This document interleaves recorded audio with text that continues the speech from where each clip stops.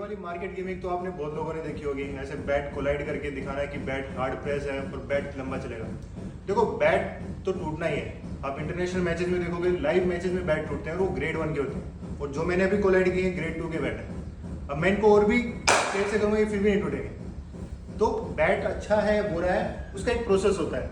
सबसे पहले एक क्लेफ्ट चूज करते हैं हम, रो क्लेफ्ट होती है एंड ये क्लेफ्ट होती है। अब इस क्लेफ्ट से पता नहीं चलता कि ग्रेन्स कैसे दिखेंगे, लेकिन हल्के हल्के ग्रेन्स दिख जाते हैं। तो इस मशीन पे हम प्लेनर से इसकी जो लेयर होती है वो हम उतारेंगे। जब हम लेयर को उतार देंगे तो अपने पास ये होता है। अब जब इस विलो पे क्लेफ्ट पे जब आ जाएंगे इस पे ग्रेन्स, तो हम मार्किंग करते हैं। जैसे टी है हमारा फर्स्ट ग्रेड में, तो हम टी से करते हैं। जब अपनी एक क्लेफ्ट यहाँ से हमने प्लेन की ग्रेन्स देखी, तो हमने इस पे मार्किंग कर दी ग्रेड 1 या 2। तो अपना अगला स्टेप हो जाता है चूक मशीन पे। इस चूक मशीन का काम होता है हैंडल की शेप देना बैट से। तो जब हम क्लेफ्ट को इस मशीन में डालेंगे तो अपना ये हो जाएगा, वी शेप आ जाता है। तो यहाँ से हमने इसमें टी ओ या एफ लिखते हैं, जो हमारा फर्स्ट ग्रेड का होता है। इसके बाद हम लगाते हैं हैंडल। अब देखो हैंडल बहुत इंपॉर्टेंट रोल प्ले करता है कि बैट अच्छा हुआ बुरा हुआ।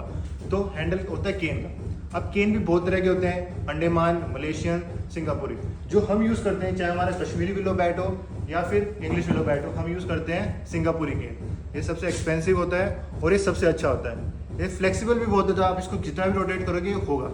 उसके बाद क्या होता है, जब अपना हैंडल लग जाता है तो अपना बैट ऐसे हो जाता है।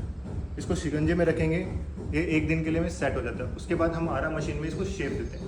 अगला स्टेप जो हमारा बहुत इंपॉर्टेंट होता है वो होता है अपना प्रेसिंग। तो जब हम प्रेस करते हैं, अपने यहाँ पे प्रेस 2 बार होता है। एक होता है जब बैट रो शेप में होता है, ये वाली रो शेप में है। एक जब बैट थोड़ी फिनिशिंग टच ऊपर कर दे देता है, उसके बाद एक बैट शेप ले लेता है, फिर दोबारा उस पर प्रेसिंग होती है। और प्रेसिंग इस हिसाब से होती है कि बैट में नोट तो नहीं है। अगर बैट में नोट होगी तो बैट फट जाएगा। अब जैसे ग्रेड 1 का बैट है, अब इसमें आप कितनी भी प्रेसिंग कर लो, हार्ड प्रेसिंग कर लोगे तो बैट अच्छा जाएगा, और प्राइसिंग भी उसी हिसाब से होती है। तो अब जब बैट बन जाता है, अब अपना अगला स्टेप होता है यहाँ पे रबिंग और बफिंग करने का। ये सारे बैट, अभी 2 बैट रेडी हो गए हैं। ये अपने पास अभी कश्मीरी भी लोग हैं, मैं आपको इसका पिक दिखाता हूँ। मतलब अभी इसमें नोकिंग भी होनी है, अभी भी इसमें इतना चपिंग है। और दूसरा अपने पास अभी इंग्लिश विलो तैयार हुआ है, मैं इसका दिखाता हूँ। मतलब अब ये 2 बैट रेडी हो गए। अब अपना नेक्स्ट स्टेप होता है इस पे नोकिंग और एनग्रेविंग करना। क्या ऐसे नहीं कि आप जाते उसको खेलोगे, नहीं तो बैट में कोई भी बैट में क्रैक भी आ सकता है अगर आप जाते ही खेलोगे। तो इससे अच्छा होता है कि आप नोक कर लो।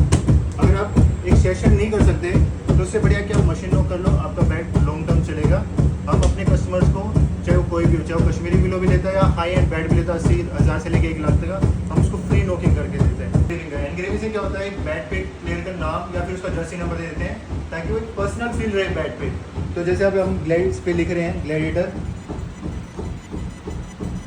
तो एनग्रेविंग से क्या होता है, एक बैट जो प्लेयर का तो पर्सनलाइज होता है। एंड साथ ही साथ हम टेनिस बैट में भी डील करते हैं, चाहे वो हार्ड टेनिस हो, सॉफ्ट टेनिस हो, single plate, double plate, with scoop, without scoop.